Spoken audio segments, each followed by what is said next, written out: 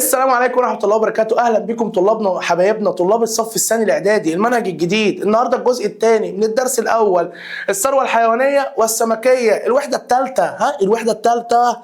فوق أبوس رجلك، فوق المنهج بيخلص. يلا بينا دلوقتي بقى أولادنا وحبايبنا، هنتكلم في الجزء الثاني من الدرس. هنتكلم على الراعي والثروة الحيوانية في قارة آسيا وكمان في قارة أوروبا. تمام؟ قال لك اول حاجه احنا لازم نتكلم عنها ان احنا هنتكلم على بنتكلم على المراعي الطبيعيه. قال لك مساحه المراعي في العالم، قال لك ضعف مساحه الاراضي الزراعيه. يعني لو لقيت مثلا 10 مليون كيلومتر مساحه اراضي زراعيه، اعرف ان انت هتلاقي مراعي طبيعيه قدها مرتين ضعفها، يعني هيبقى 20 مليون مساحتها. تمام؟ قال لك طيب المراعي الطبيعيه قاره اسيا بتمتلك قد ايه؟ قال لك بتمتلك ثلث مساحه مراعي العالم. ثلث مساحه مراعي العالم، وبذلك تاتي في المرتبه الاولى بين قارات العالم من حيث ايه؟ من حيث مساحه المراعي، من حيث مساحه المراعي. طب قاره اوروبا قال لك بتمتلك 5.3% من مساحه مراعي العالم، وبذلك يا لهوي انت في ايه؟ الحمد لله سليم، الحمد لله. وبذلك تأتي في المرتبة السادسة ما بين كل قارات العالم من حيث مساحة المراعي. طب مين أكبر الدول من حيث المراعي الطبيعية يا أولاد؟ قال لك أكبر دولة في آسيا هي الصين. قصادها في أوروبا هي روسيا، معروفة. طب الثروه الحيوانيه في قاره اسيا وقاره اوروبا، ده يعتبر تاني عنصر او تاني اهم عنصر هنتكلم عنه، ان احنا هنتكلم بقى عن الثروه الحيوانيه بشكل مفصل سواء في قاره اسيا وقاره اوروبا. قال لك انت عندك في قاره اسيا اهم حيوان هو البقره. هو الايه؟ البقره. البقره دي مهمه. البقره دي مهمه، عشان كده ما تزعلش مني يالا ولا تزعليش مني يا بنت لما اقول لك انت بقره. كده انا بمدح فيك، كده انا بحبك يالا. تمام؟ قال لك الابقار بتحتل المركز الاول. قال لك فيها، قال لك حوالي تلت اعداد الابقار موجود في قاره اسيا. يبقى تحتل قاره اسيا من حيث عدد الحيوانات، او قصدي من حيث عدد الابقار رقم 1 في العالم. تمام؟ قال لك عندها لوحدها ثلث عدد الابقار في العالم. بسبب ايه؟ قال لك بسبب اتساع المراعي وتنوعها ووفره الاعلاف والرعايه البيطريه بالقاره، ووفره الاعلاف والرعايه البيطريه بالقاره. طيب مين اهم الدول المربيه للابقار؟ الهند. بيربوها وبيعبدوها يالا. بيربوها وايه؟ وبيعبدوها. فلازم تكون الهند رقم 1. البقره دي بالنسبه لهم يا لهوي ده يعملوا منها طور دي. تمام؟ قال لك طب بعد كده، قال لك تاني اهم حيوان في العالم، تمام، هو الجاموس. هو الايه؟ الجاموس. قال لك 98% من عدد الجاموس موجود في اسيا. طيب الهند برضو قال لك بتحتل رقم 1 عالميا من حيث عدد الجواميس. عندهم جواميس كتير قوي. طب مين اللي يجي بعدها؟ مش هتكلم. مش هينفع. تمام؟ قال لك فيها اكتر من نصف اعداد الجاموس في العالم. طب الاغنام والماعز، تمام، قال لك فيها نحو نصف اعداد كل من الاغنام والماعز في العالم. ده برضه في اسيا. طب مين اولى الدول؟ برضه الهند. يبقى الهند ابقار جاموس اغنام. الهند ابقار جاموس اغنام. طب في الاغنام مين تاني دوله؟ قال لك الصين. طب بعد كده قال لك الابل.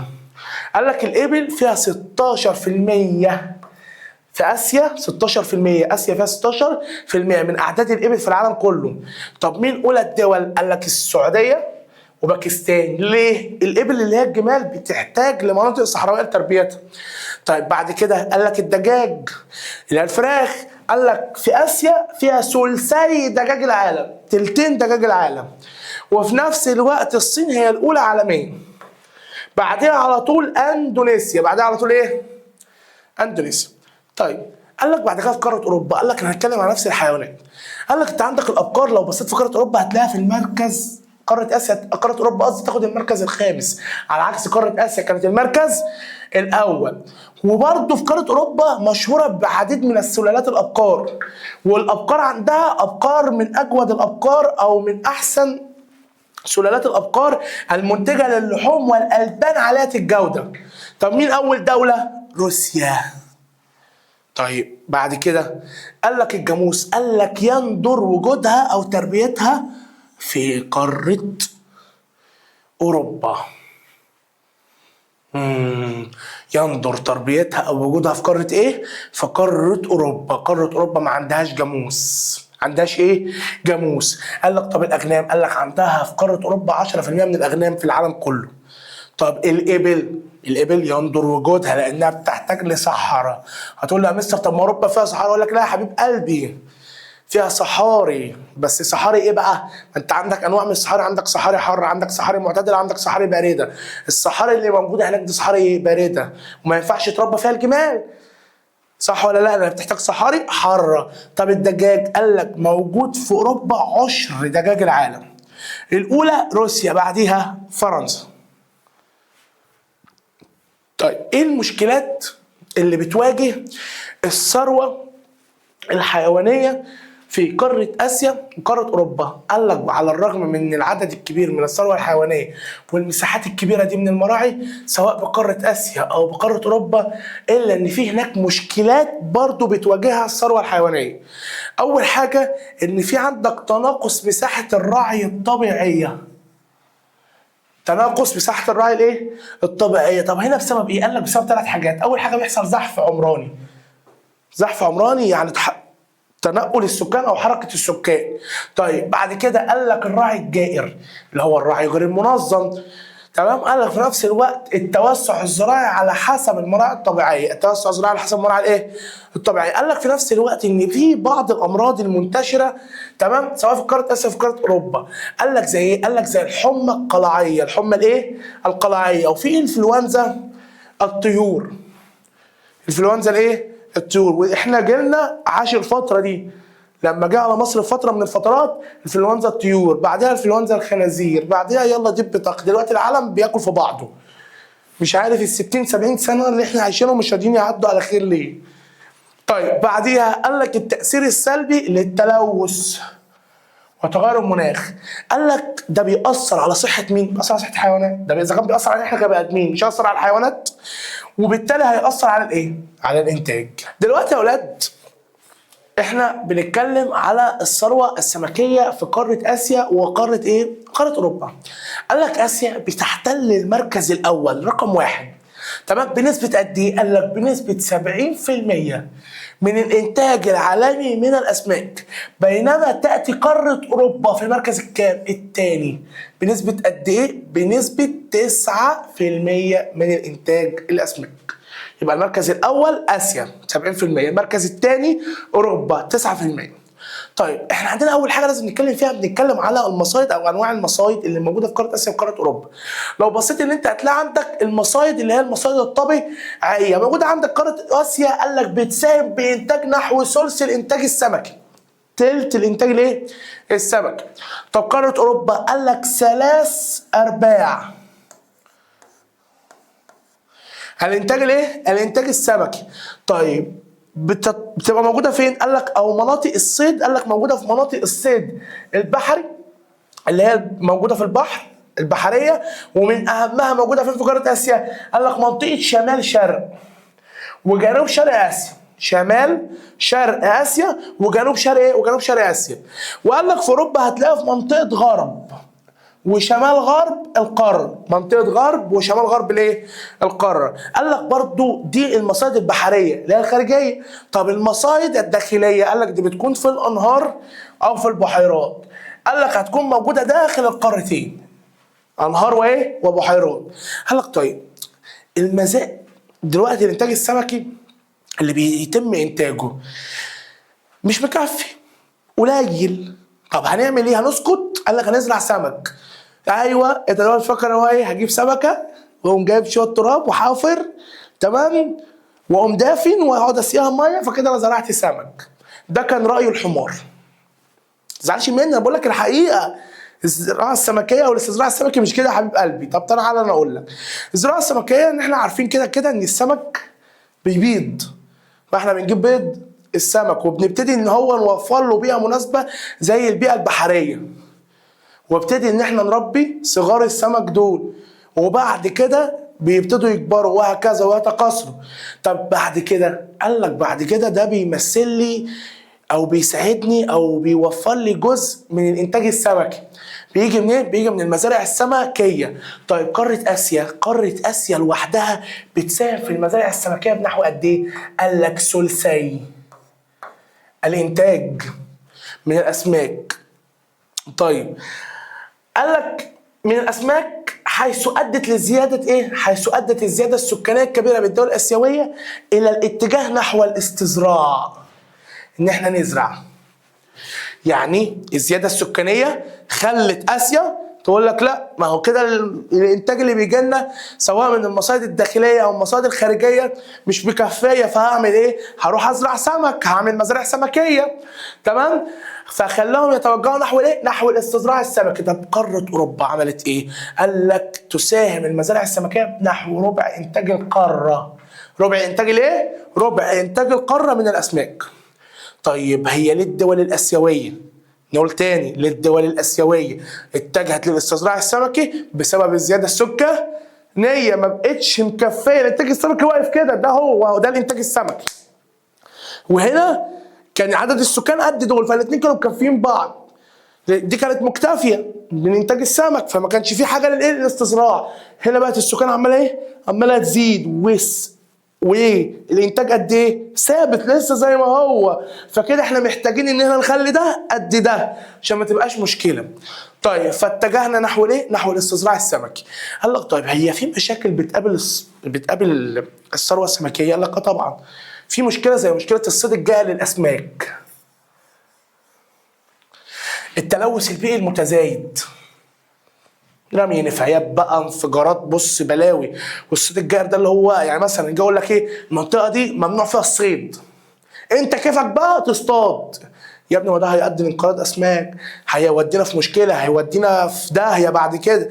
لا، انا عايز اصطاد. ما هو ده اسمه صيد جائر، غير منظم وغير مسموح وغير مصرح به. طيب بعد كده قال لك التلوث البيئي متزايد، سواء تغيرات مناخيه، سواء بقى تلوث هوائي، تلوث مائي، كل ده بيأثر على الاسماك. التحديات الناجمه عن التغيرات المناخيه، لما يحصل عندي تغير مناخي، ما في اسماك مش هتقدر تعيش في التغير ده او في درجات الحراره معينه، هي بتعيش في درجه حراره معينه. طب درجه الحراره دي اتغيرت، السمك ده بيموت او بينقرض. طيب يبقى كده حصل تغير، التغير ده نتج عن ايه؟ نتج عن التغير المناخي. طب لما هو ينتج عن التغير المناخي، احنا هنعمل ايه؟ احنا كده هنخش في مشكله، والمشكله دي او العواقب دي او النواتج دي هي اللي احنا بقى هنكون قدها مستعدين ليها. دي حاجه الله اعلم بيها. طيب دلوقتي احنا عندنا مشاكل، سواء زراعه، سواء ثروه حيوانيه، سمكيه، عندنا مشكلات في كل دول. طب قاره اسيا وقاره اوروبا هم عمالين يتفرجوا يعني، سايبين كل ده عمال يحصل وهم عمالين يتفرجوا؟ قال لك ان هنا قاره اسيا وقاره اوروبا بتبذل مجهود كبير لتنميه الزراعه والثروه الحيوانيه والثروه السمكيه.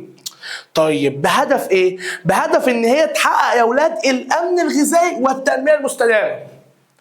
طيب ايه من الجهود دي؟ قال لك ان هي ابتدت تشجع حاجه اسمها الزراعه الرقميه، وحاجه تانية اسمها الزراعه العضويه. تعال اشرحها لك ايه هي. حلوه والنبي الاغنيه، يعني بقول شعر ولا ايه انا بقوله ده؟ طيب الزراعه الرقميه قال لك ان انا احول الزراعه التقليديه، ايه الزراعه التقليديه العاديه اللي انا احولها، انا احول الزراعه الايه؟ التقليديه الى نظام زراعي ذكي. نظام زراعي ايه؟ ذكي، بيعتمد على التقنيات الرقميه المتقدمه، تمام، والبيانات الدقيقه بهدف تحسين كفاءه انتاجيه المحصول. تمام، ولتحقيق الامن الايه؟ الغذائي. يعني انا دلوقتي راجل بزرع، والراجل اللي انا عمال ازرعه ده تمام، جبت ايه؟ جبت الزرعه دي مثلا وعمال ازرع فيها، انتوا شايفينها مش شايفينها صح؟ انا راجل المفروض بزرع، فانا قمت جبت الزرعه دي تمام. فانا دلوقتي الزراعه دي عشان تطلع الزرعه دي زراعه تقليديه، فاس بقى وحاجات بدائيه. انا جبت بقى ايه؟ بدل ما انا كل شويه اقعد اسقي الزرعه دي واقعد اعمل، جبت شويه الات وشويه شكرا وشويه معدات وحاجات حلوه من دي تمام. فبقت هي مخصصه ان هي تسقيها في وقت معين وترعاها في وقت معين. فكده هنا الزراعه بدل ما كانت زراعه تقليديه قايمه على الفاس عشان تطلع لي المنتج ده تمام، بقت زراعه ايه؟ بقت زراعه رقميه بتعتمد على الالات الحديثه تمام. نرجعها مكانها شكرا.